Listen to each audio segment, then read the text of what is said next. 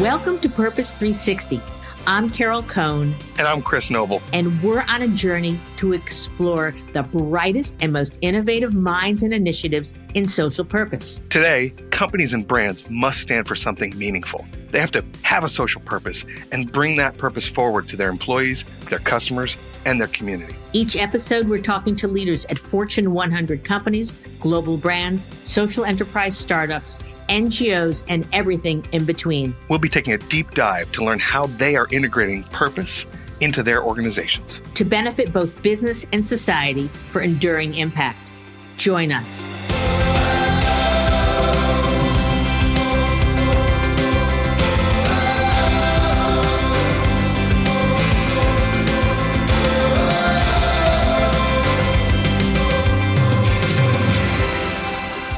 I got somebody I want y'all to meet.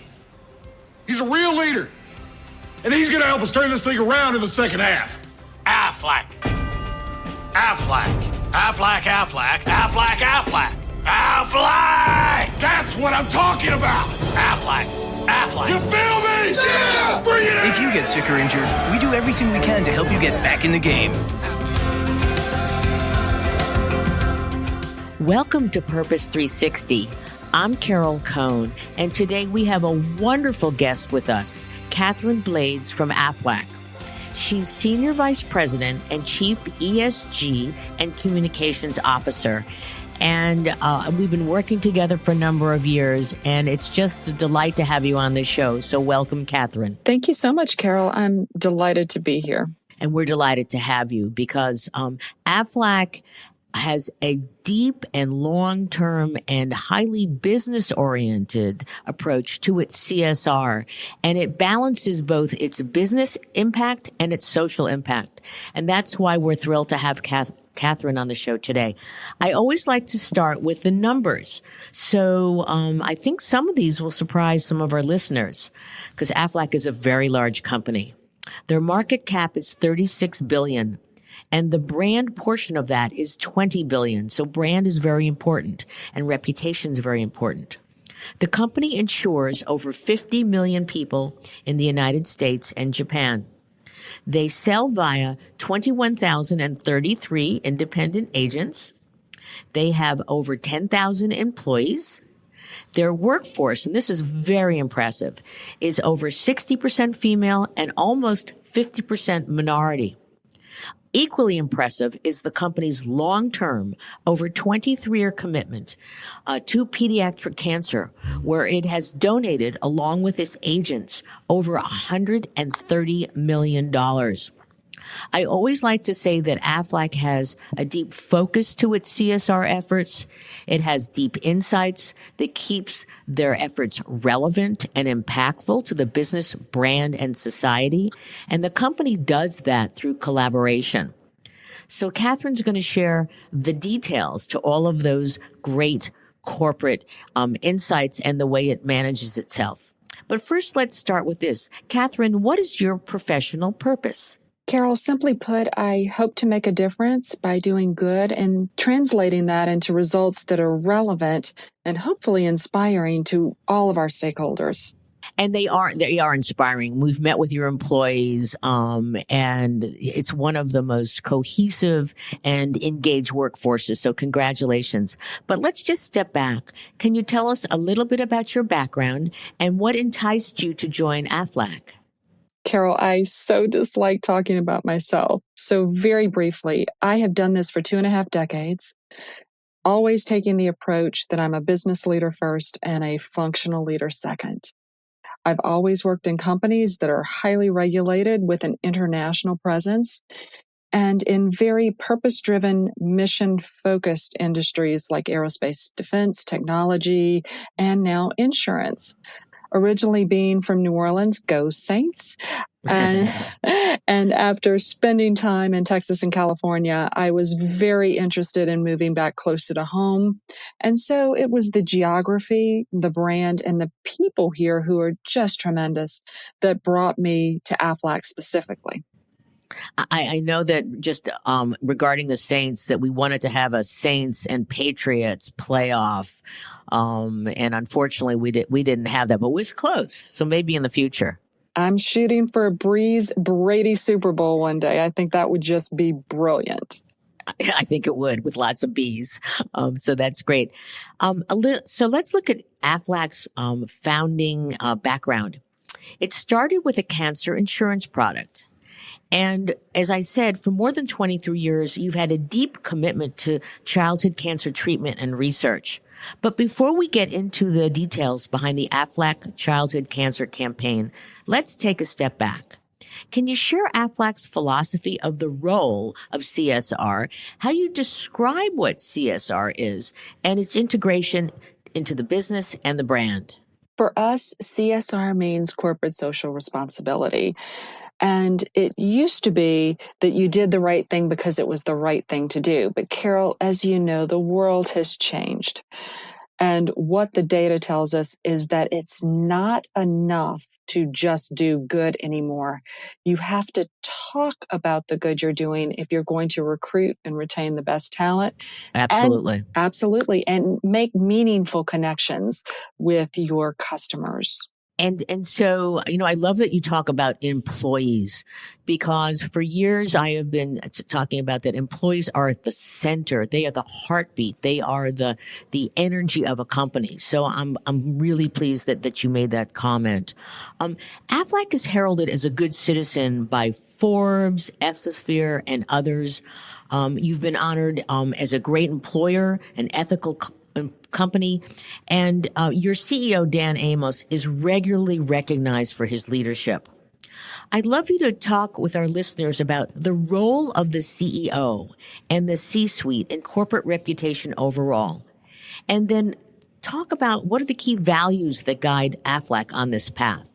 Well, it's fascinating because, as a matter of fact, our CEO is the current recipient of the Lifetime Achievement Award from Corporate Responsibility magazine. So it's definitely in our DNA. That's so significant. Yeah, congratulations. Well, thank you. Dan is a great leader and highly deserving of the honor. We have something called the Aflac Way, and it's a beautifully bound small little book that you get when you first join our company. And it tells you all about the behaviors that we value.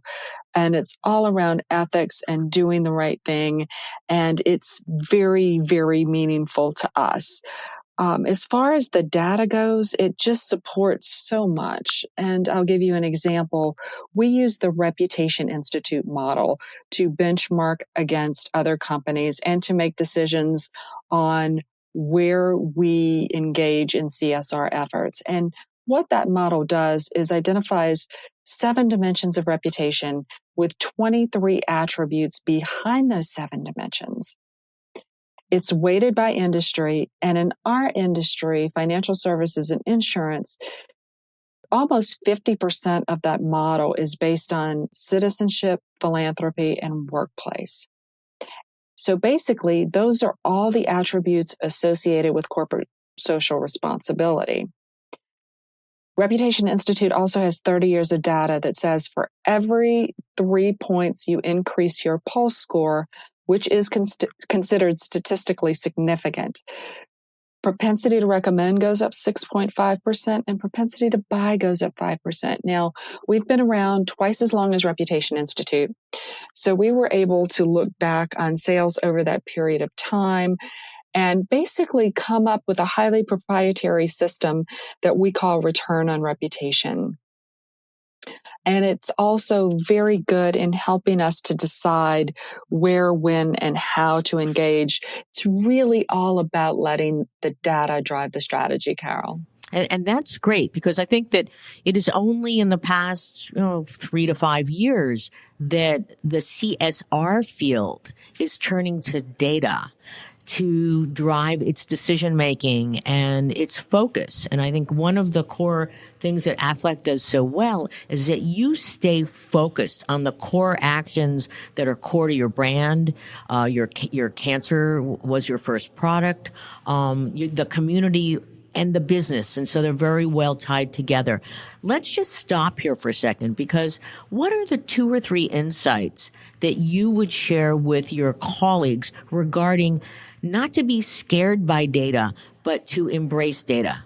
Absolutely. I'm a bit of a data junkie, and it becomes very beneficial in talking with others who are data junkies. And I'll give you an example. When I brief out the board quarterly, I now go in with a graph, and we started this journey about talking about our CSR efforts 3 years ago. So I have our pulse score laid out by quarter, and then I overlay our employee engagement scores, our social media sentiment scores, our editorial media sentiment scores, our sales, allowing for the anomaly during open enrollment, which is, of course, where you would see a spike, and our stock price. And while I can't prove causation, you can definitely look at these charts on a quarter by quarter basis and see correlation. When the reputation is up, everything is up. That's so smart. And how does your board respond to that highly business oriented approach to CSR? What kind of response, you can't tell us who, but what are some of the things they say? Well, they've been tremendously supportive. I think intuitively, business people know that if you do good, your business will do better. But to be able to prove it and quantify it through data is a very, very powerful thing. And it's resonated well with this particular group of business people. So in terms of when you meet with your colleagues, I assume that you're being proselytizing for understand the data, embrace the data, use the data. Well, in all business, I truly believe that what gets measured gets done. And this should be no different. I think communicators and, in some cases, marketeers have a really hard time quantifying the value they bring to the table, if you will. There are a lot of antiquated metrics that people are still trying to use that really don't map back to the business objective. I know that you talk about evolving from the 4 Ps to the 4 Es. My favorite subject.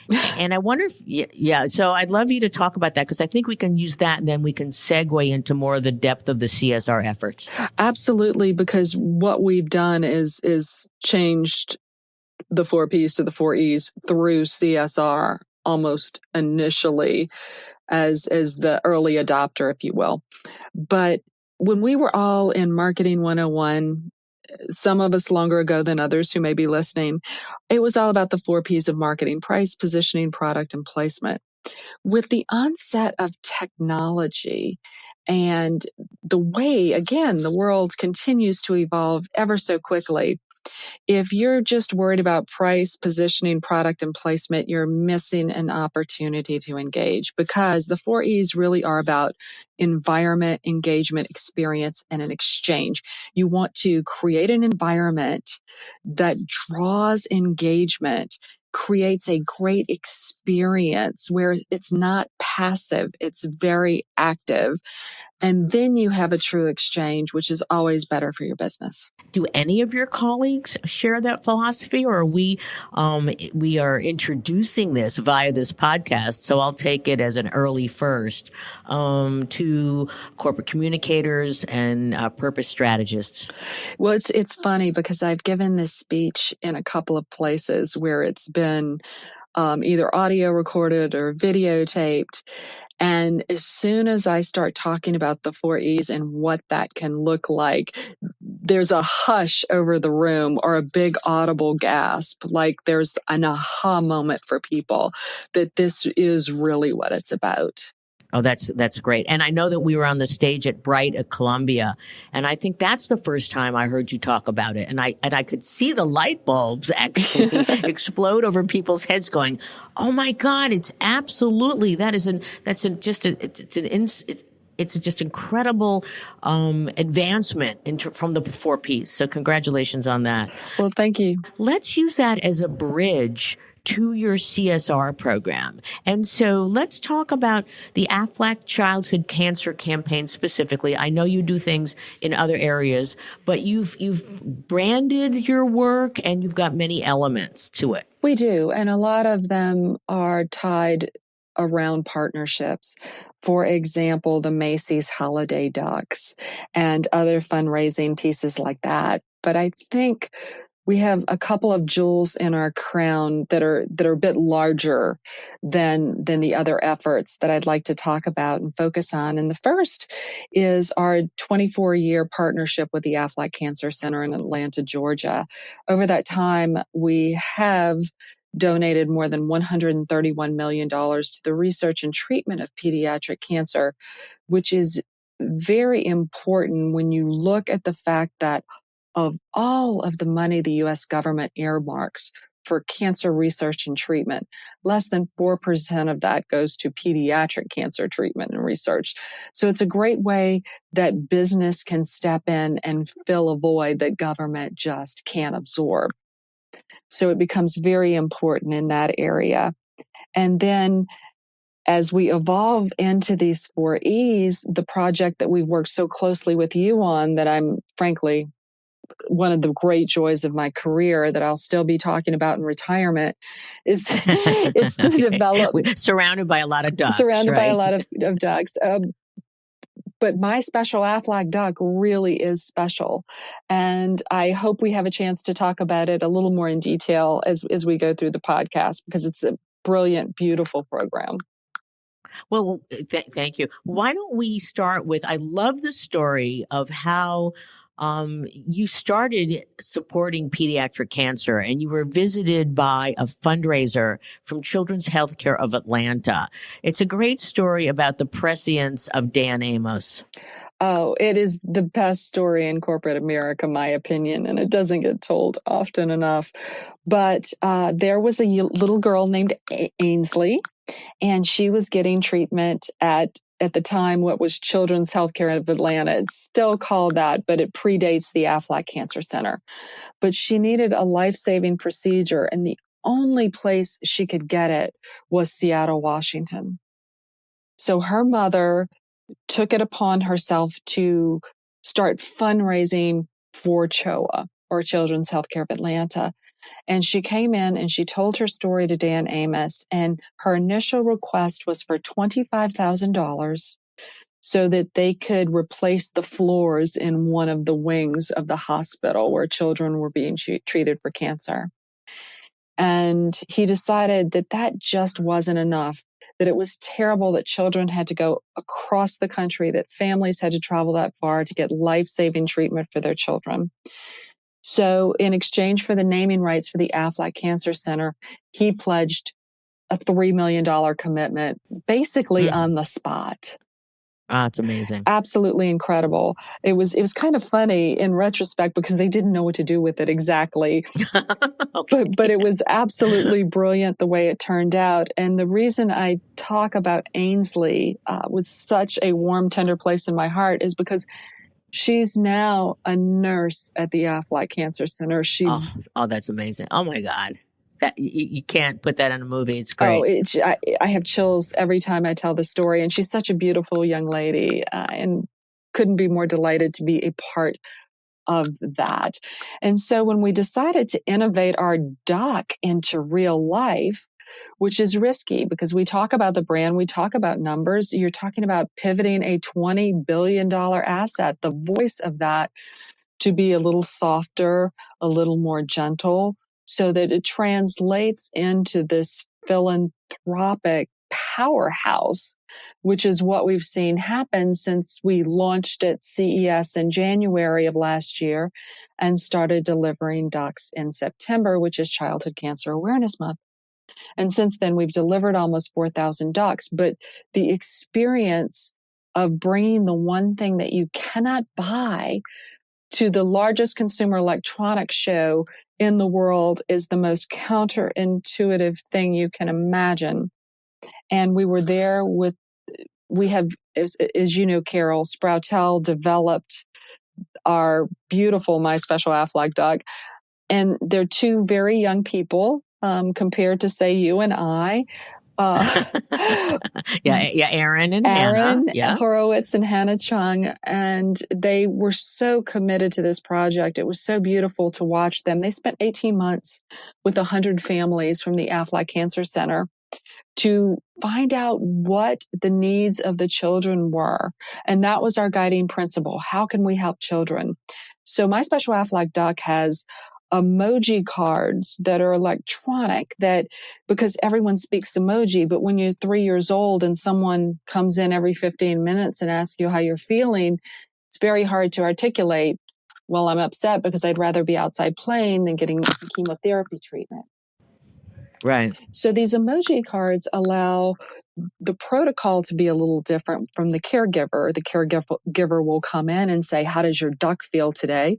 The child will pick the emoji, touch it to the duck's chest. The duck will act out if it's angry, if it's nauseous, if it's upset. And there are virtual reality and augmented reality pieces to this. There's some incredible apps that allow children to escape. It also has a port because, as you know, Carol, the most traumatic part of the treatment for a child is having their port access, but they can take their power back through medical play. And when the port is attached to the duck develops a heartbeat and it does deep breathing exercises. So it really allows the child life specialists and the oncologists and the nurses and the parents to engage in a very almost four-dimensional way, if you will, in the care process, because frankly, it takes more than medicine. To help a child go through that average 1,000 days of their cancer treatment. When you talk about, and we affectionately call my special Aflac duck MSAD, I cannot stop smiling because I remember when, we were challenged by Aflac to further develop the childhood cancer campaign.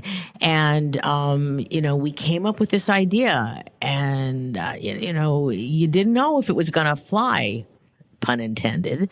And the company, at the time was evolving its brand. I think that you were talking about focusing as a caring innovator.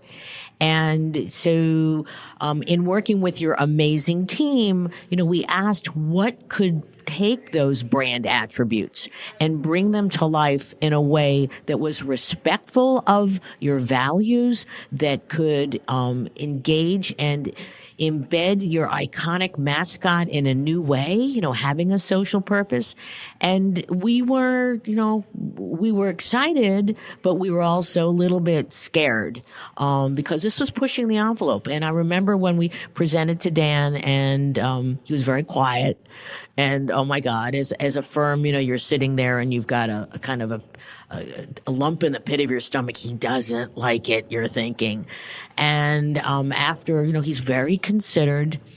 And then he got up and he walked around the room, and we're on the edge of our seats, but we're not trying to show any emotion.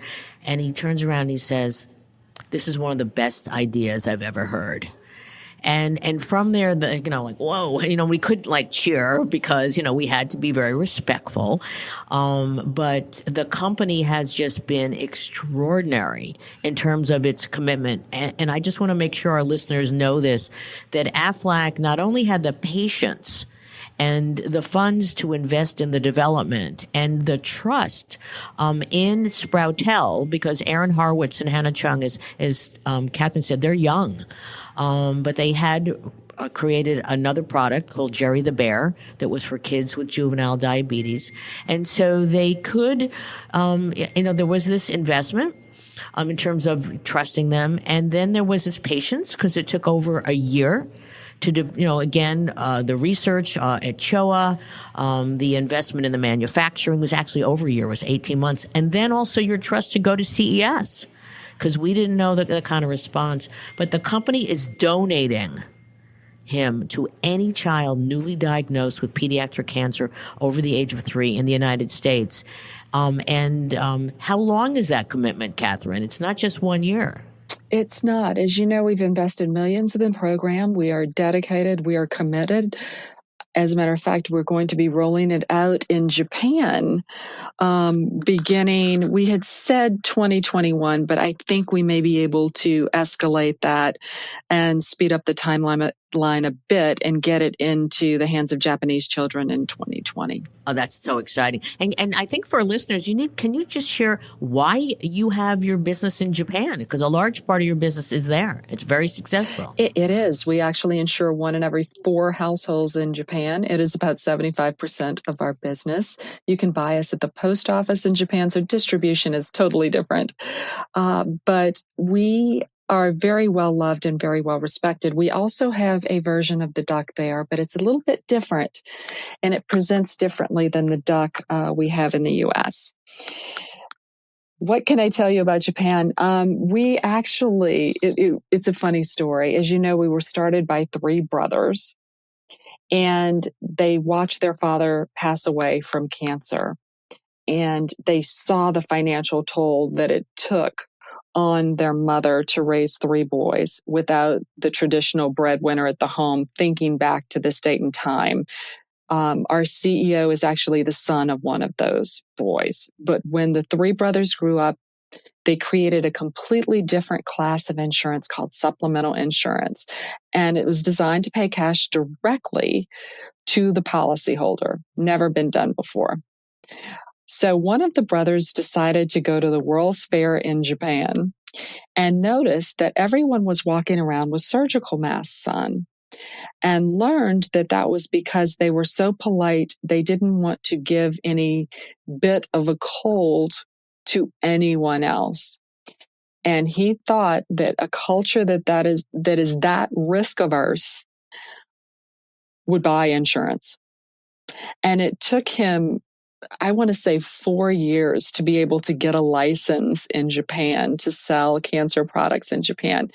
And they gave him a monopoly of 7 or 8 years because the Japanese government didn't think it was going to work. And here we are 40 plus years later, one of the best known, most beloved brands, and our philanthropy work there revolves around something called the Aflac Parents Houses, which provide a place for siblings and families to stay while a child is being treated in a nearby hospital. That's brilliant. And it's culturally correct and adapted. So, again, Aflac is astute for looking for patterns, and the insights in that journey creates an amazing business.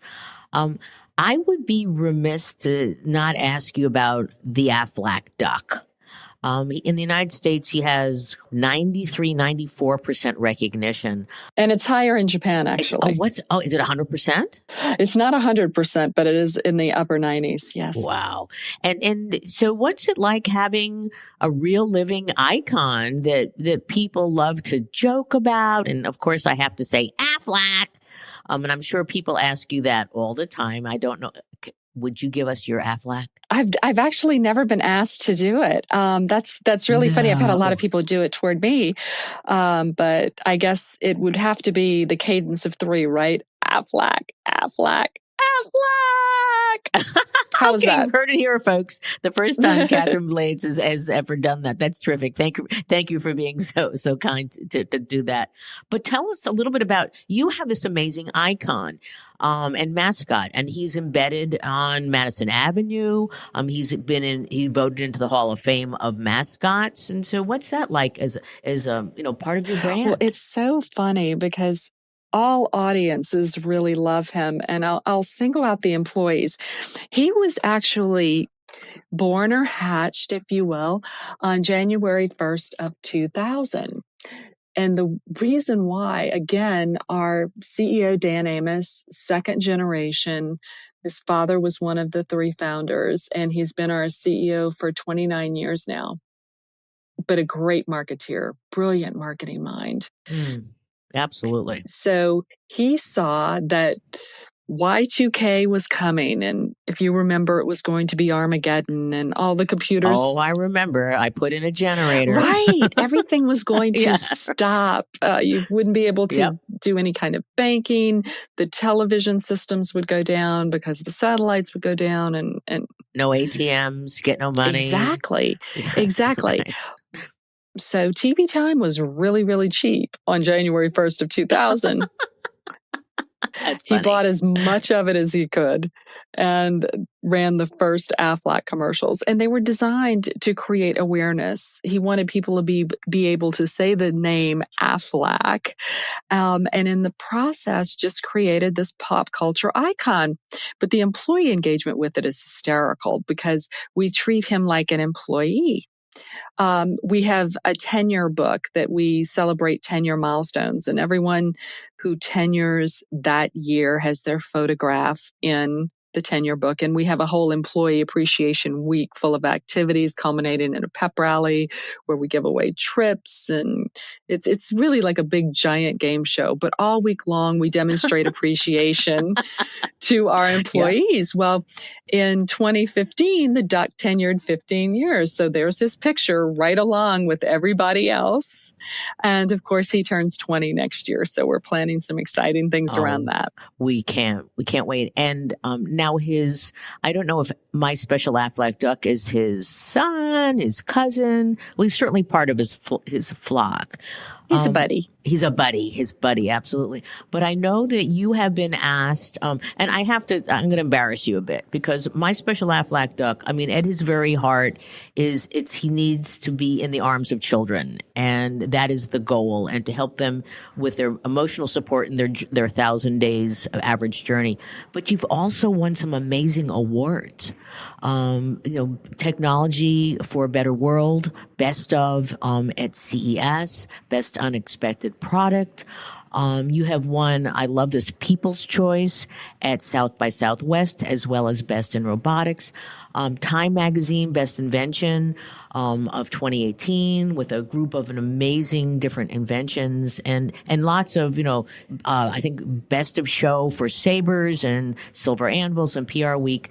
So I bet you're blushing a little bit from me saying that. Well, it's remarkable how it's taken off. And I give credit to my team and our partners because we have not spent one dime advertising this. We say word of quack. Yeah, that's how it's getting distributed. But it's been a true grassroots public relations effort. And we talked about data and impact earlier. I'll share with you our latest stat that we did share at the Columbia Bright Conference, but we haven't talked about it much since.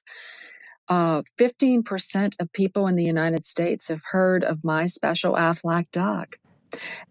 That's crazy without advertising. Well, and only a year. Less than a year. And of those 15%, 100% of those 15% are more likely to buy an Aflac product because of My Special Aflac Duck. So doing good really matters in the market. And I'm glad that you said matters, because Keith Weed from Unilever, global CMO, he said it's time we can't market at people. We have to matter to them. And I think that M said from the moment, he was birthed and developed, and seeing him in the arms of children. You do these fabulous duck deliveries at children's hospitals around the country, and to see these kids, they're really sick. And then to see their eyes brighten up and their smiles, and then they just, they embrace these little ducks. It's just heart melting. So congratulations. I also heard through the grapevine that he's going to be speaking at the Health Lions at Cannes in June. He is. And if you go to their website, there's his profile photo, his headshot. Well, actually, it's his whole body shot because he's kind of tiny. But yes, we're very excited to really have him be there, because he's everything that Ken represents. He's great technology. He's great in terms of connection, in terms of marketing, in terms of PR, but more importantly, in terms of making a positive impact in the lives of children, which is his whole purpose. And I know that you did, well, one, we know that his title is Chief Comforting Officer. so kudos to you for coming up with that. But I also know you did some medical research with CHOA originally. Can you talk a little bit about that? Because you've gotten some initial good impact responses. Oh, we have. And we plan to do much more in terms of research. We're partnering with the Children's Oncology Group and Children's Miracle Network to get the duck into hospitals because there is a protocol that goes with him. So the hospital has to sign up for him because this is not a toy. And we don't want this to be Oh, I something know. that they play Yeah. with for a month and then put on a shelf. This is to take them through their entire cancer journey. And I'd love to ask our listeners that if you have a relationship with a children's hospital or a hospital in your area where they have a pediatric oncology unit, if you could just let them know that they can go to the Aflac Childhood Cancer Campaign website, and they can, all the information's there, how to order the ducks. And so we're just, again, we're engaging in our word of quack to make sure that more and more children have him as a comforting companion. I would be remiss without asking you about your philosophy on storytelling. You do an amazing job, not with pounding your chest, but you use many, many different avenues, many different storytellers. And what I find in the field of social purpose is there's so much great work out there, but the stories never get heard. And so what sort of insights could you share with our listeners? Well, it's a team sport, and we joke we're Southern. We're storytellers by birth, and we love that. But it all comes down to relationships and making that human connection and talking about what's relevant. And I can think of nothing more relevant than helping children with cancer. Very, very well stated. I also like to ask my guests, who else do you admire? It doesn't have to be in your industry, for great CSR or social purpose work, and why? Well, you mentioned one, Unilever has always done a phenomenal job, in my opinion, as has P&G in terms of social issues and really putting a stake in the ground and doing beautiful work around it in a way that doesn't exploit, but also enlightens and inspires. Oh, wow, nicely said. That's what I love. The always work. I mean, like a girl. Who would think? I just presented last night to the PR museum and a lot of students, and showed of course I showed AMSAT, but I showed Like a Girl Always and Starbucks, and Like a Girl is so insightful. As is your finding that emotional support for children with cancer along their journey, that children need more than medicine, is insightful. So there's so many opportunities today for companies to understand their brand values, their company values, what are the needs of their core stakeholders, and then finding that core insight. As in Dove, only 4% of women worldwide feel beautiful, and they created the campaign for Real Beauty. So again, insights, and that's one of, again, the core tenets of Aflac, whether it's insights about the brand, insights about children, that you're just brilliant at. As we close, and I'm so sad we have to close, but I always like to ask, what are your top 3 insights for peers on their journey to identify or activate their social purpose or their CSR in their organizations? Oh, great question. First and foremost, be authentic. We have been approached by a number of people saying that the communication aspects of My Special Aflac Duck would be great for children with autism. And it would be. But it's not designed for that. And we don't sell policies around that. I would love to see someone else who is in that space, regardless of industry catering to that space, come up with something like My Special Aflac Duck and be inspired to do so because we've done it with children with cancer, but in a way that's authentic to their own brands. That would be perfect. So be authentic. Stay focused. It's easy to let the urgent overcome the important. You mentioned patience. I call it being disciplined as well. But stay focused and then measure, because it's so easy to make tweaks along the way if you're paying attention and you're not being tone deaf, and measurement helps that. Oh, that's great. Those are really, really good insights. Do you have any resources, books, blogs, mentors that you would say, you really got to listen to this or read this for our listeners? What's interesting recently, as we are pivoting more into the ESG space, which CSR is a part of, I've had the opportunity to just reach out to people that are doing this very, very well. And they're very busy people, but respectfully asking them, please, may I just have 30 minutes of your time? I just want to listen to you. And that peer-to-peer networking and the peer-to-peer dialogue and ability to ask questions from those who have been there and done that is invaluable. So in my mind, relationships are the best way to go. Great. And you know what? I'd love to if you have the time, I'm on the advisory board of Sustainable Brands, and they are one of the leading organizations in the world that truly showcase how brands are embedding societal, environmental, and governance issues into their strategy as well as execution. It's in June this year. It's in Detroit. And actually, for our listeners, if you send me an email, I can send you a coupon for 20% off of the regular registration fee. If you do that in the next, couple weeks or so. And Catherine, I would love to have you there. Hopefully that, you might have a day or two in your schedule, because that's a great place to go. We'll also ask Catherine to send us some other resources that she admires and uses, and we'll put those in our show notes. So as we draw to a close, and I'm kind of sad about it because I would love to talk to Catherine for hours, but I know she's got lots of other things to do. What haven't we asked you that you'd like to add? I think that's a great question. Find good partners who share your vision and your values and your mission. And that will make so much take care of itself. That's great. That's a great way to end. So today, listeners and my friends, you have heard about a social robot that's taken the country and now the world by quack. He's a first. You've heard about the 4 E's. And I know that Catherine's going to be talking a lot more about engagement and authentic engagement. And I think it's a great evolution from the 4 P's.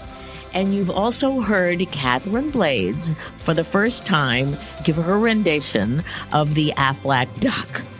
So I want to thank you for being a marvelous guest. And I will end the show in asking our listeners, what is your purpose? Take 3, my special Aflac duck. So Quacky, please tell us how you're feeling today.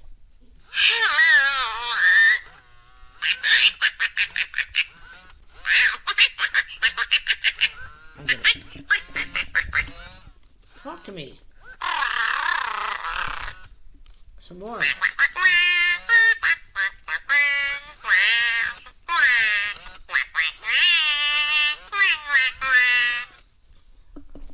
Okay, now we're going to add some emojis. The first is not feeling well.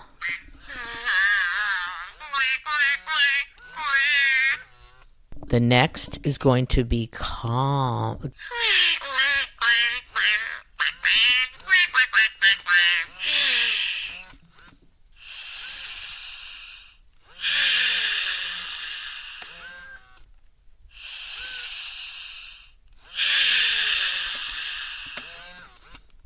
The next is going to be silly.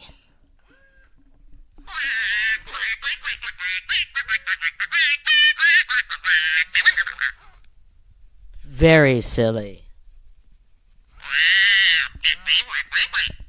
Very sillier.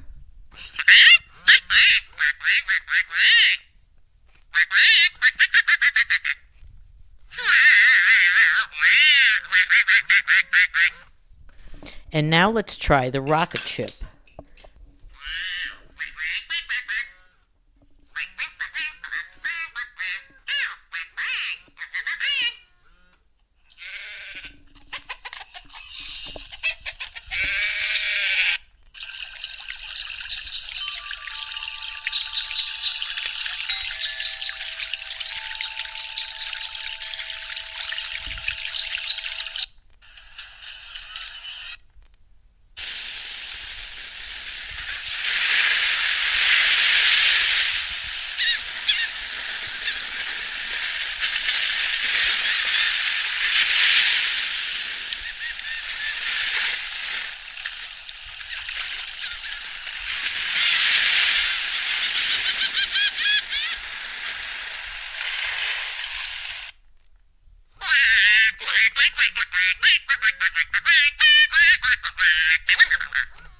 Okay, what do you think?